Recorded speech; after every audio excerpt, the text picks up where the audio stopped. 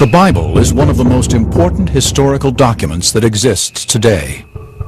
Within its pages are a multitude of ancient facts and scholarly details, intriguing references to ancient technologies and phenomena, many of which are dismissed as exaggeration or believed to be impossible.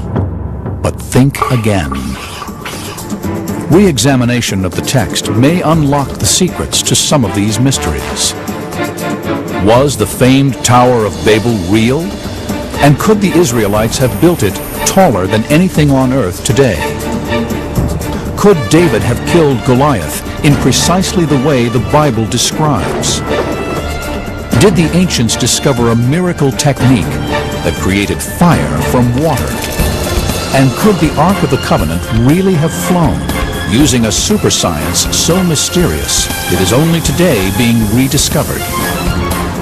By recreating supernatural phenomena, using the latest technology, and by decoding the words of the Bible itself, the forgotten technologies of the Holy Land are re-examined. Ancient discoveries are investigating the lost science of the Bible.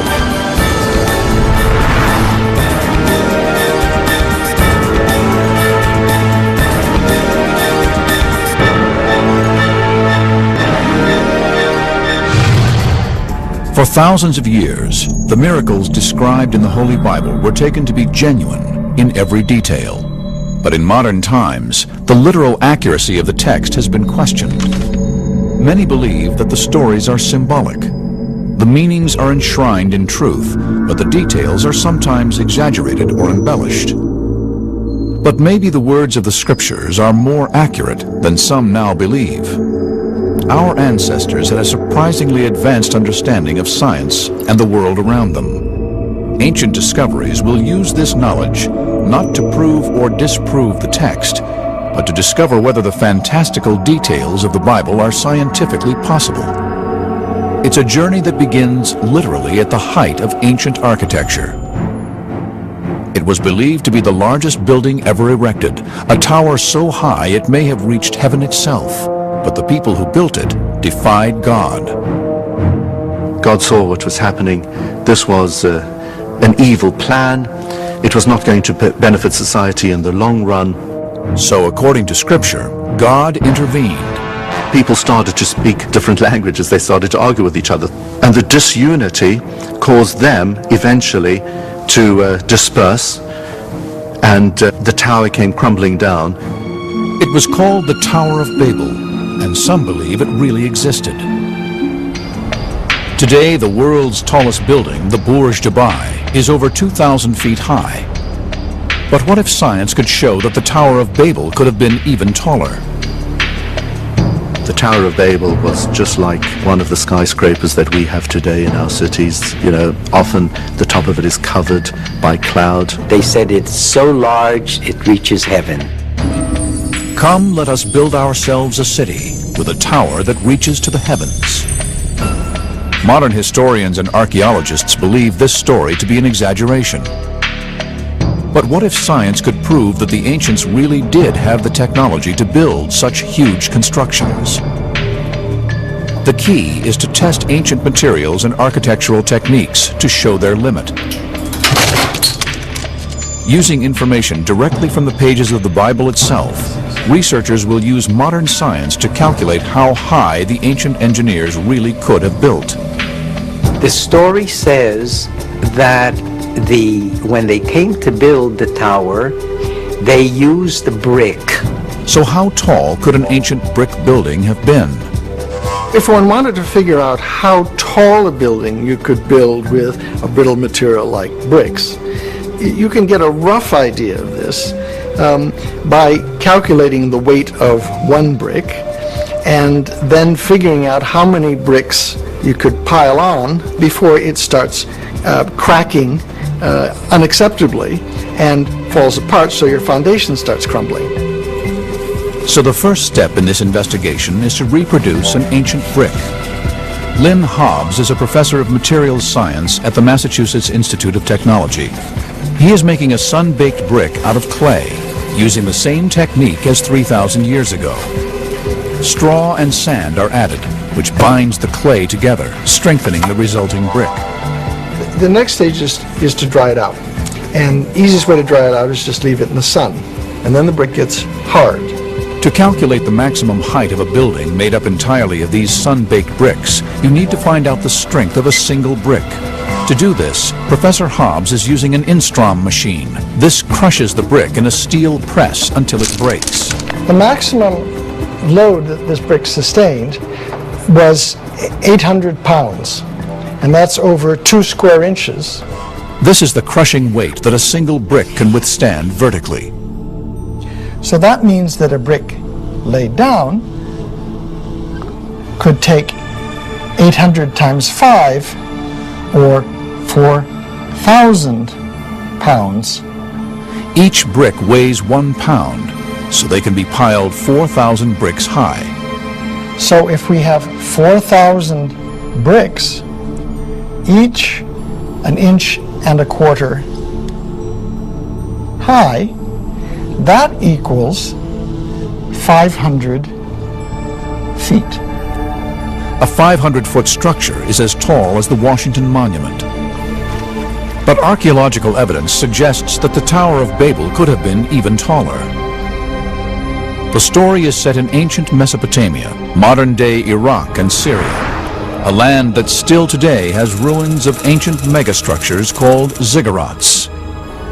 Ziggurats were the skyscrapers of ancient Mesopotamia. On their tops, temples were built which were believed to be the dwelling place of the gods. The dozens that still stand today have been dated by archaeologists to be from the same era as the story of the Tower of Babel. They were created first around 2000 BC. The ziggurats still stand today because of their very strong pyramidal structure.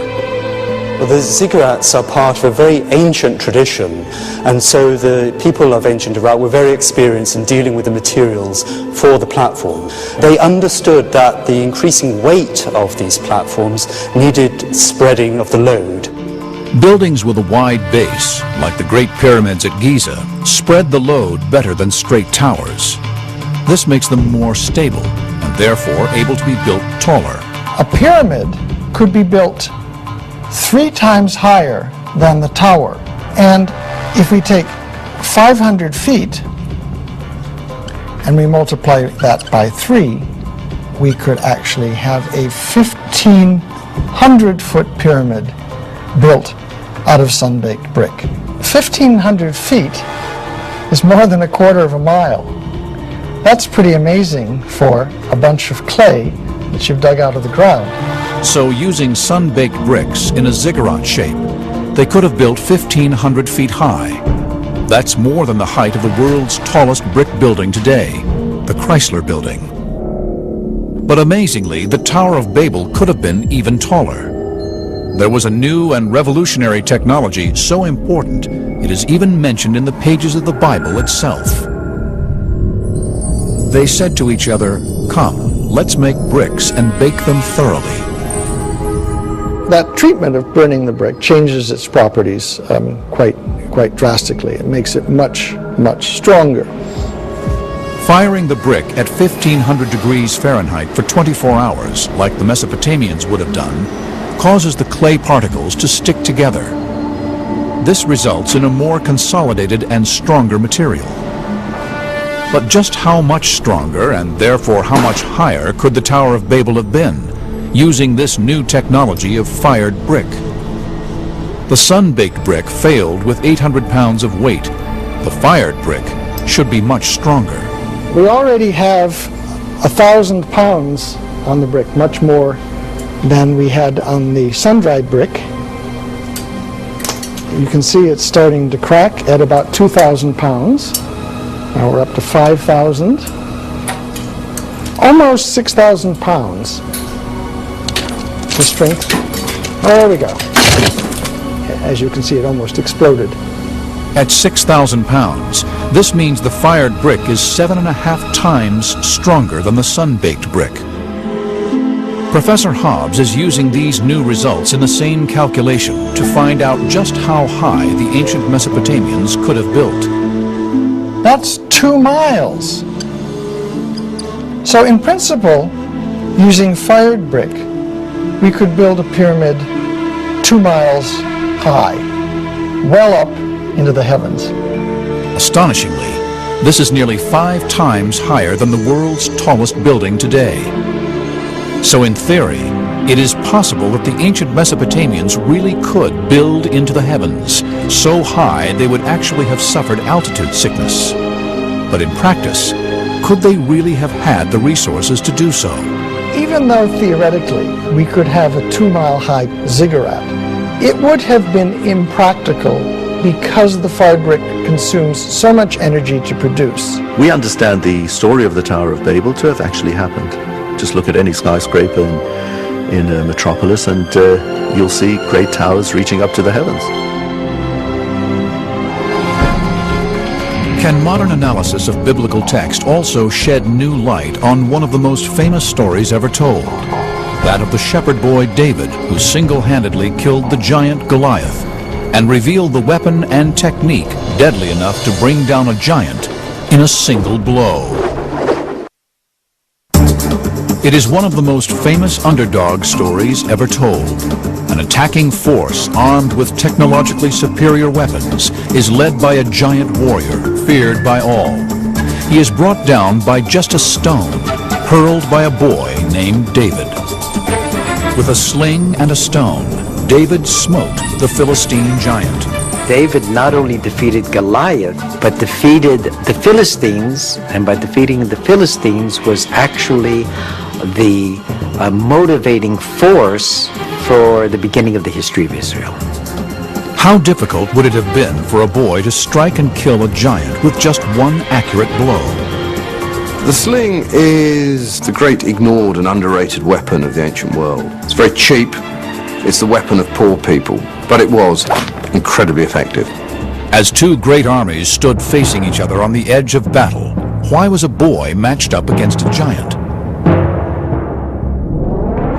It was the 11th century BC, and the people of Israel were confronted by their enemies, the Philistines. The Philistines came from the area of the Aegean Islands, equipped with the most modern technological weapons against a very small, minor nation. The Philistines' champion, Goliath, was covered in an armor of bronze. He had a tremendous amount of armor, which when we actually weigh by the that which is mentioned in the Bible will come close to 125 pounds. So you see this unbelievably large, monstrous creature. When Goliath offered to settle the battle by a single combat, David stepped forward. But David was not just any boy. He would become King David. After Jesus, his is the most complete biography in the Bible. I think that David had a plan because, as he mentions to Saul, I can handle Goliath just as I have handled the bears and the wolves that have attacked my flock. My flock now is the Israelite army. My weapon is the slingshot. There is the wolf and the bear. Ancient discoveries will use modern technology and clues from the Bible itself to discover David's technique. First, we must find the perfect sling for one-to-one combat. The most advanced sling of ancient times was one that was adapted for extra power. This device I'm holding is called a staff sling, which is basically a sling which is attached to a long pole. This pole gives the slinger a greater reach and therefore greater power in every throw, which made it a favorite for heavier projectiles, like primitive bombs used like mortars on ancient battlefields. But would this have been the best sling for David to have used against Goliath? I think the idea that David could have used a staff sling is fairly unlikely. This isn't a particularly accurate weapon. The way I like to think of this is that the highly trained hand sling throwers were more like a modern day sniper in that they were highly skilled, highly trained, and they could send a very small projectile with amazing accuracy. So David needed a hand sling. The kind of slings that are used in the Near East throughout the late Bronze Age are made pretty much like this. It's braided out of hemp. This is the sort of projectile that was used in Judea, in Israel. You're looking for a very specific size and shape, a nice smooth oval shape. This improves the aerodynamic nature of the projectile, maximizing accuracy. You need a certain amount of weight to get the projectile to stay in the pouch of the sling happily. If it's too light, it will just fall out as you swing the sling back. If it's too heavy, it won't go as fast when you shoot it. So between those parameters is the ideal sling stone. He chose 5 smooth stones from the stream, and with his sling in his hand, approached the Philistine. Now we have a sling and a stone like the one David himself would have held. We can test this weapon's capabilities. Luis Pons Livermore is the slinging champion of the Balearic Islands, home for millennia to the world's greatest slingers. The Balearic Islands get this reputation of being the best slingers in the ancient world. They get an inherited expertise in using the sling. Luis has traveled to the Holy Land to test the destructive power of a replica Iron Age woolen sling and stone. He is investigating the exact technique David himself would have used to bring down Goliath. The sling is like an extension of the arm. It has 3 sections. One ring is here, and then there's the middle part where the stone goes. It ends in a knot here. You put your middle finger in here, and you hold it in a pinch, not a grip. The stone is put in the top part of it. You simply spin it 3 times, stretch your arm, and open your hand. The snap heard from a sling is a sonic boom. So much power is released that the end of the sling actually breaks the sound barrier. Luis has erected a 9-foot Goliath target, whose forehead is represented by a load cell, a device that measures impact. It is only 4.6 square inches in area, equivalent to the region of Goliath's forehead that was not protected by armor. The device will tell Luis just how much force would have hit Goliath's skull. So for a missile the size and shape of a sling bullet, how much force needs to be exerted in order to kill? If we're talking about how much force that is necessary to kill somebody by an impact to the brain, anything over 3,000 newtons spread over an area of 30 millimeters squared is enough to kill a human being. A shockwave goes through the brain and causes the brain to strike the inside of the brain case, irreversibly damaging the brain tissue to such an extent that it couldn't work again. 3,000 newtons, or 3 kilonewtons, is equivalent to the force necessary to smash a concrete block in half. Luis readies his sling for the test. The target is tiny, equivalent to the only area of Goliath's forehead that was not protected by armor.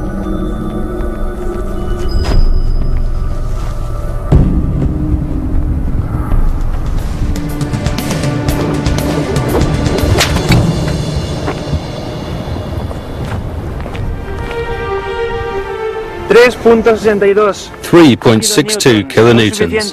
That's sufficient to eliminate Goliath with a sling and a stone. Goliath is now dead. He slung it and struck the Philistine on the forehead. The stone sank into his forehead and he fell face down on the ground. But to have achieved this must have taken extraordinary skill and nerve. Even Luis, the world's foremost champion slinger today, has found it exceptionally difficult to obtain power and accuracy at the same time. To be able to take out an armoured man with one sling stone is a lucky or an incredibly skillful shot, even for a very skilled slinger. He must have been endowed with some tremendous skill, ability, and capability that came to fore at the time of a crisis. And the fact that he was able to face a crisis successfully is one of the basic requirements for ultimate kingship. Ancient discoveries have revealed that it is possible for a mere boy to sling a stone so accurately that he could kill a distant target. But to do this, David would have been more skilled than the average shepherd boy in the arts of a warrior, or very lucky, or, as the Bible suggests, truly blessed. Throughout the reign of King David, and still to this day, man has attempted to control fire. Could ancient documents reveal that the people of biblical times had a miraculous technique, a way to create fire as if from nowhere? One of the Bible's most mysterious wonders is the story of an altar of stone and wood described in 1 Kings. The altar burst into a fiery inferno, but amazingly no spark was used to ignite it. The flame appeared to spring from nothing. Analysis of accounts by some of the greatest historians of the ancient world could shed new light on this biblical puzzle. They describe a mysterious man-made chemical that would burst into flame without the need for sparks or embers. It was called automatic fire. Automatic fire, as it sounds, is fire that seems to spontaneously ignite. They think of a lot of this is mysterious, supernatural, that there are magical powers at work. Ancient discoveries are investigating the secrets of automatic fire. The story begins nearly 3,000 years ago on Mount Carmel in Israel. According to the Bible, the Israelites had been rejecting Jehovah and worshiping Baal, the god of rain. Now there was only one priest of Jehovah remaining, the prophet Elijah. Elijah went before the people and said, "If the Lord is God, follow him. But if Baal is God, follow him." But the people said nothing.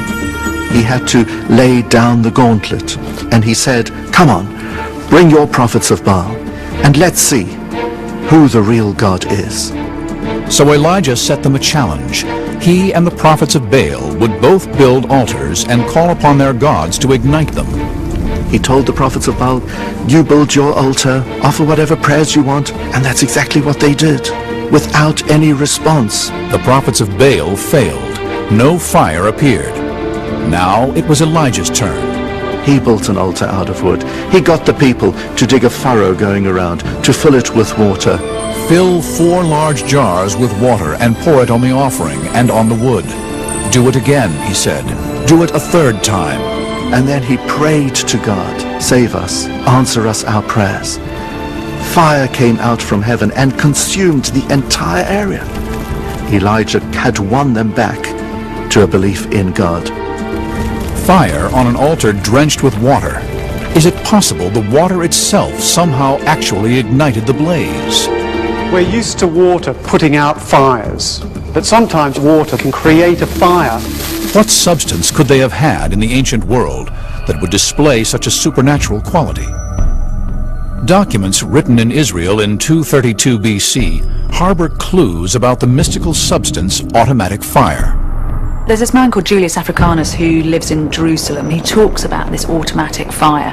What it probably is a mixture of naphtha and sulfur and quicklime. Because this was such a potent thing, the recipes for automatic fire were always very, very closely guarded. And the secret remains hidden again for hundreds of years, until in the 1st century AD, the great Roman historians Pliny and Livy both write accounts of this magical mixture igniting with water. Using these accounts and the chemicals they describe, ancient discoveries will attempt to relearn the secrets of automatic fire. Tim Gallagher is the head of chemistry at Bristol University, England.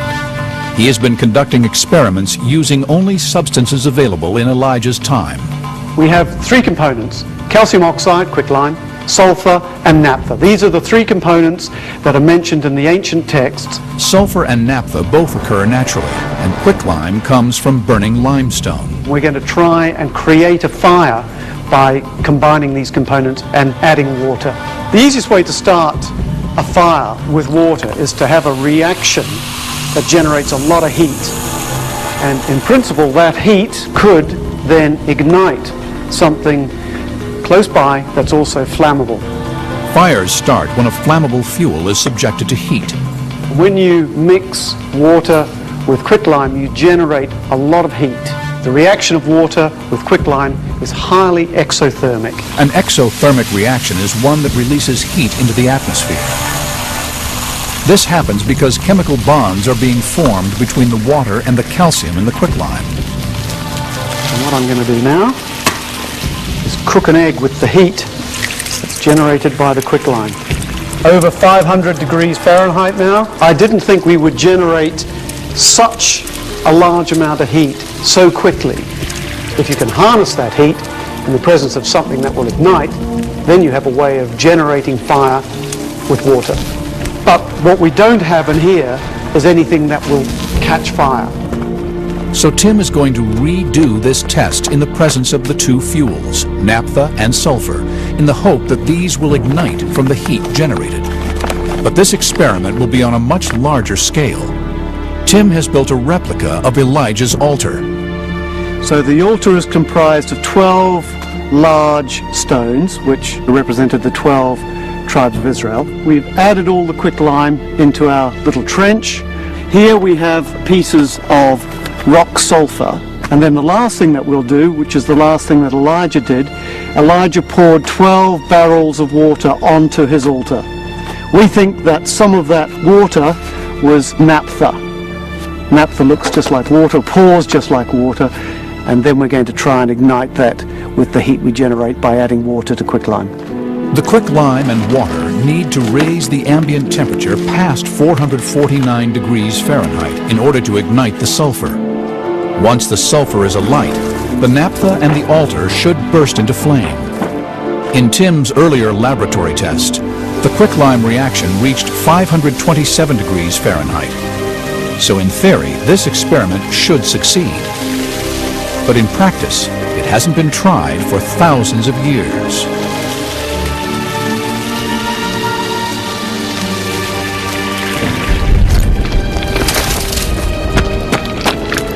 It's catching, so it's igniting the naphtha that will spread the fire, and you can see it now spreading through, and everything's coming from the quicklime end of the altar. So you can see now the fire is really beginning to build up. It doesn't prove that this is how Elijah created the fire. What it says is this is a possible way that you could have created the fire. The ancients knew about quicklime, they knew about the reaction between quicklime and water, they had naphtha available to them. So certainly this remains a possibility as a way that one could utilize that chemistry knowledge to create a fire using water. People thousands of years ago had an advanced understanding of substances and their reactions. But how they used this knowledge and how much secret wisdom remains lost to science will never be known. Another closely guarded secret of the time was that of one of the earliest biological weapons, a honey that was toxic and was used by ancient armies to poison the enemy. Bees, wasps, and hornets strike fear into most of us. Even today, bees kill up to 100 people every year. And in biblical times, military leaders used this fear to terrify enemy armies. In the Bible, if you take all the references to bees, you will notice that some of them present bees as being a danger, as being even a lethal weapon in war. And I will send hornets before you, which shall drive out the Hivite, Canaanite, and Hittite from before you. People develop all kinds of ways to use bees. They pack them into little clay pots, which are almost like hand grenades.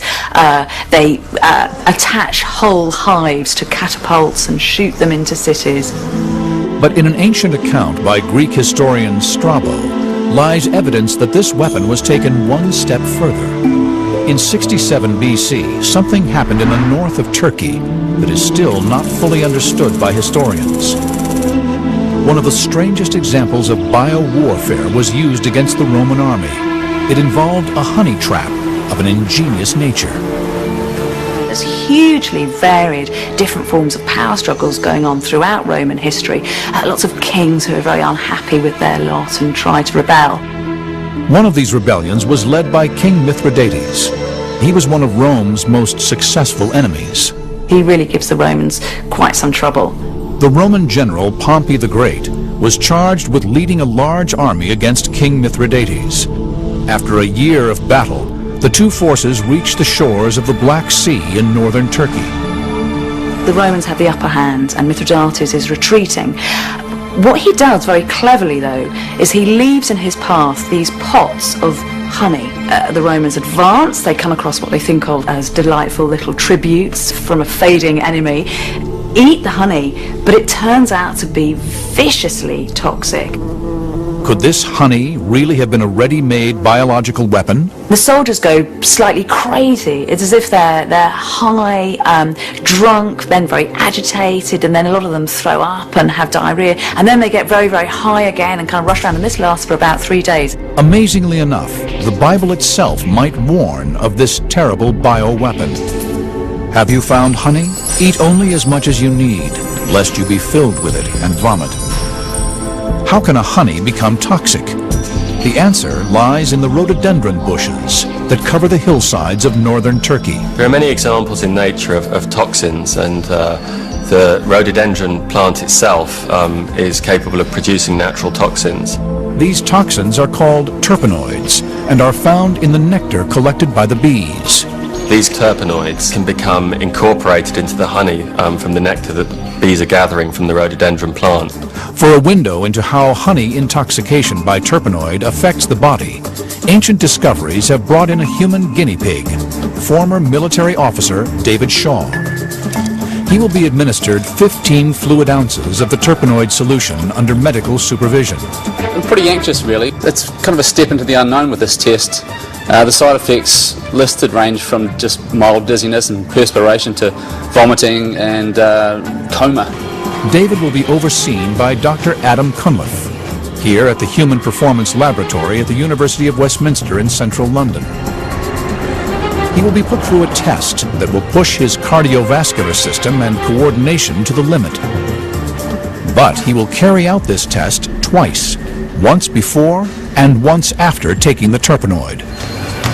Dave is running at 10 miles per hour for 10 minutes. The test will measure his heart rate and oxygen consumption at low levels of activity.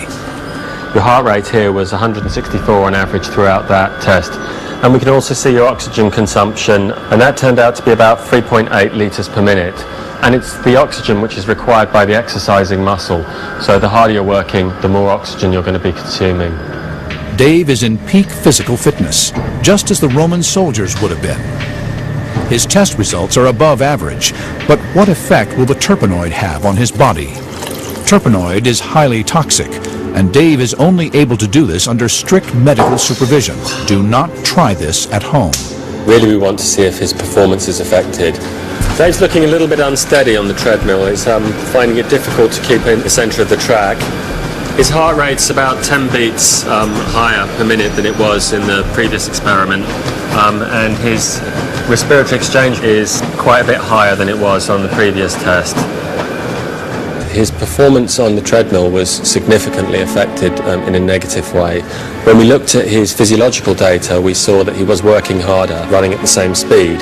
Any form of coordinated movement, as a battle would certainly involve, would be seriously affected. I had no control over my cardiovascular system, and obviously the results show that I was greatly diminished. In essence, we could see it as an early application of a kind of chemical or biological approach to warfare in getting the opposing forces to actually ingest this toxic substance.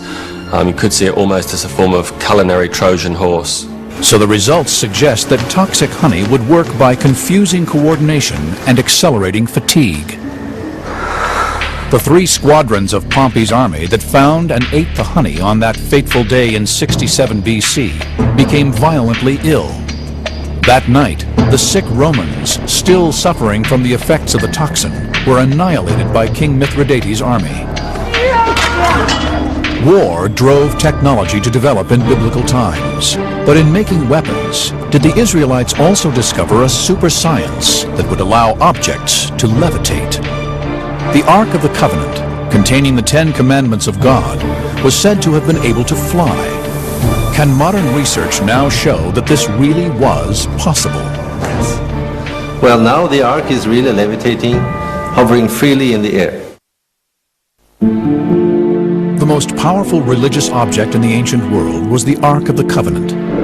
We call it the Mysterium e Tremendum. It is this tremendous mystery of divine power, all concentrated within a small architectural device. It was said to be able to levitate, to bear its own weight in thin air. It was there, moving by itself, supporting those who were carrying it.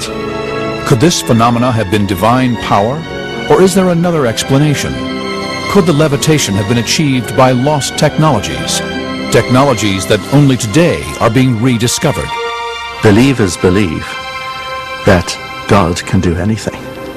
And especially when it comes to the Holy Ark, which houses the 10 Commandments given by God to Moses on Mount Sinai. The Ark is mentioned in numerous books of the Bible, the Quran, and the Hebrew Torah. But the most mysterious story is that of Uzzah. We know from the first book of Samuel how in the days of King David the time had come for the Ark to come back home to Jerusalem. Oxen were pulling a wagon on which the Ark was resting. Uzzah noticed that the oxen started to fall to the ground. He feared instinctively that the Ark could fall, and so he put out his hand to steady the Ark, and as soon as he did that, he dropped down dead. Why?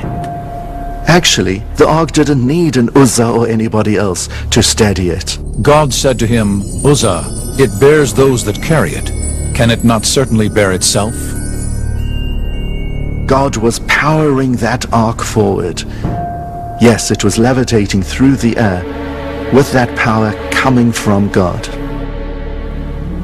But can science offer an alternative theory? Modern scientists have uncovered a set of substances with mystical properties. They're called superconductors and could explain the miracle of levitation. Superconductivity is one of the great frontiers in physics. Superconductor expert Professor Tom Johansen at the University of Oslo, Norway, is investigating the phenomenon of levitation by superconductor. I have a magnet here, and if this is in the vicinity of the superconductor, when I cool the superconductor, what is going to happen is that the superconductor recognizes that there is a magnetic field surrounding it, and it's going to react on that. These unique properties of a superconductor create an effect called stable levitation, but they only work under very specific conditions. There are many materials which are superconducting by itself. For instance, aluminum, lead, many elements are superconducting. So the materials used to make superconductors were common in the ancient world. But you have to cool them far down in order to get those properties. Substances will only superconduct past a critical temperature. To raise this critical temperature, metals are combined into alloys. I have here a piece of yttrium barium copper oxide, and this material has to be cooled below 91 Kelvin in order to get into the superconducting state. But this you can achieve very simply by pouring in liquid nitrogen. 91 Kelvin is equivalent to minus 296 degrees Fahrenheit. I can take the magnet and bring it closer, but if I now put my hand back, it will stay in the air. Magnetic levitation by superconductivity. But how can the magnet oppose the force of gravity? James Dean, a specialist in creating three-dimensional schematics, is using technology specifically designed for ancient discoveries to investigate. When a superconductor is cooled below its critical point, the way in which electricity flows within it changes. If we take this superconductor and we place it in the presence of a magnetic field, we can see that the field lines of the magnet are inducing a flow of electric charge within the superconductor. These currents form tornadoes of charge called vortices, with the magnetic field passing through their core. If we zoom in and take a closer look, you can see that the vortices of current that the magnetic field has induced are passing through any little tiny defects they can find in the superconductor. These defects pin the vortices and therefore the magnetic field in place. If we move the magnet, we're moving the magnetic field with it, which means that the vortices are being dragged away from their pinned locations. So they're resisting this movement, and if we push it and pull it, we can see that it's trying to pop back into place. In fact, we'll find that any force which tries to move the magnet, and thus the magnetic field, will be met by an opposing force, which tries to return it to the same location. And this is the key to stable levitation. The pinning of the magnetic field opposes the very force of gravity itself.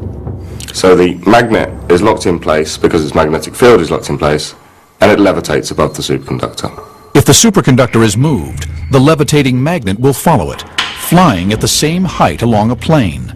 So the magnet not only levitates, it can also be moved stably through the air. But could the ancient Israelites have mastered such a science more than 3,000 years ago?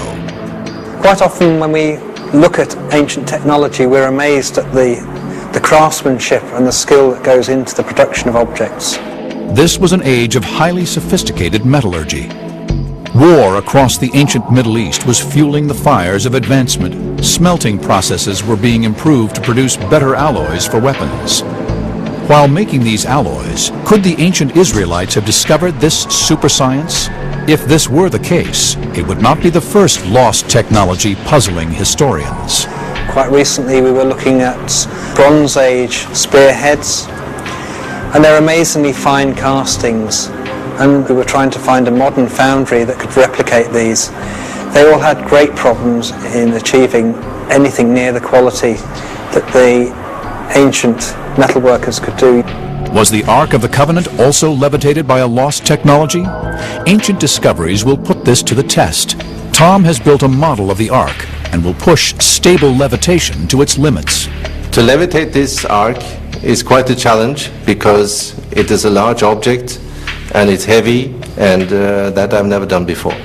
At the bottom plate I have attached 4 very strong magnets which are going to interact with the superconductors that you are seeing here, and I have put a spacer in between so I have a gap between the Ark and the superconductor when I will cool them down.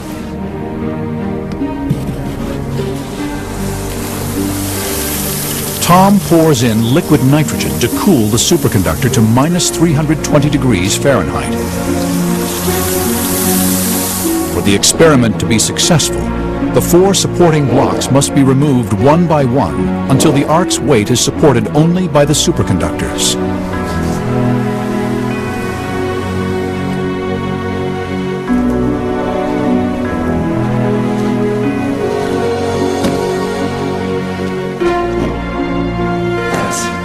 Well, now the Ark is really levitating about 50 millimeters above the superconductor, hovering freely in the air.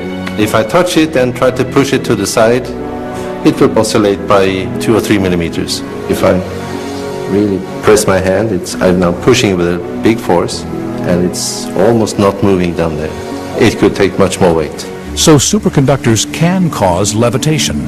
But could ancient man really have discovered this super science 3,000 years ago? The physics of magnetic levitation with superconductors is, of course, part of the laws of nature, and this has been like this forever. The discovery of superconductivity was totally accidental. It happens by accident even today.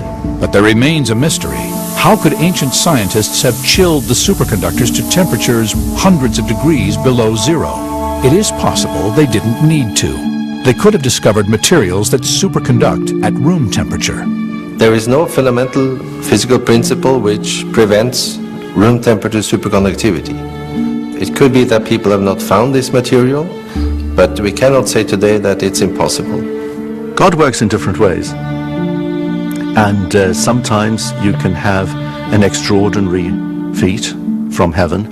Sometimes you have something which is within the laws of nature which takes place. Both come from God. The fact that the Ark could move by itself is a testament to the greatness of God. It is not magic, but it's very fascinating physics.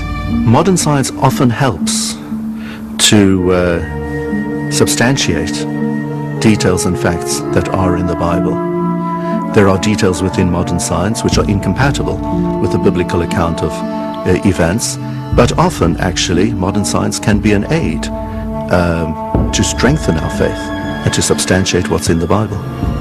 The mysteries of the Bible have intrigued scientists and historians for millennia, but the book also gives us clues to the ancient civilizations, cultures, and technologies of biblical times.